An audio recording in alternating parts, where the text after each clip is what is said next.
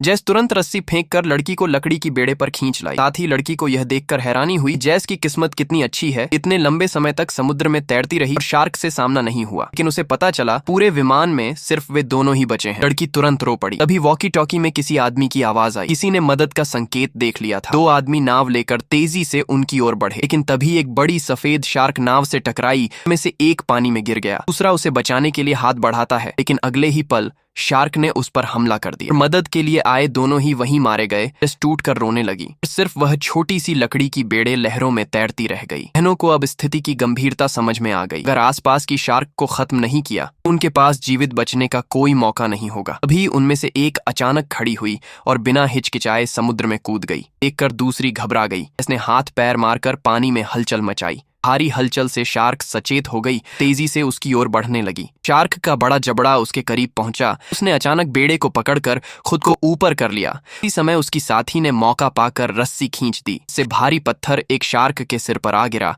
और वे एक को मारने में सफल हो गए। लेकिन खतरा खत्म नहीं हुआ। खून से भरे समुद्र ने बाकी 2 शार्क को और ज्यादा उग्र बना दिया। वे किसी भी समय बेड़े को पलट सकती थी। जैस ने फिर से वही योजना दोहराने की सोची, लेकिन अब उनके पास समय और साधन नहीं बचे थे। उसी समय उसने देखा कि पानी में फिशगण तैर रही है। उसने तुरंत समुद्र में कूदने का फैसला किया। उसकी साथी ने पत्थरों पर विस्फोटक बांधकर दूर फेंक दिए ताकि शार्क का ध्यान बंट जाए। जैसे ही मौका मिला, जैस पानी में कूदी। उसे हथियार उठाना ही था, क्योंकि अगर विफल हुई तो मौत तय थी। लेकिन तभी एक शार्क ने चाल भांप ली और तेजी से उसकी ओर बढ़ी। साथी ने चिल्लाकर चेतावनी दी। कुछ ही सेकंड में शार्क उस औरत तक पहुंचने वाली थी कि उसकी साथी ने अपनी जान की परवाह न करते हुए बीच में छलांग लगा दी। उसने थोड़ा बचाव किया, लेकिन अंत में शार्क ने उसे बुरी तरह घायल कर दी। खून से समुद्र लाल हो गया। दोनों किसी तरह बेड़े पर चढ़े, पर उसकी साथी की टांग बुरी तरह फट चुकी थी। उसने कपड़े फाड़कर घाव पर बांधा, लेकिन खून इतनी तेजी से बहा कि कुछ ही सेकंड में वह मर गई। ये देखकर जैस पूरी तरह टूट गई, लेकिन फिर खुद को संभाला। उसने तय किया कि साथी की मौत बेकार नहीं जाएगी। उसने फिश गन उठाई और पेट्रोल का ड्रम निकाला। रस्सी से फिश गन का सिरा बांधा और शार्क को उकसाने लगी। जैसे ही शार्क पास आई, उसने ट्रिगर दबाया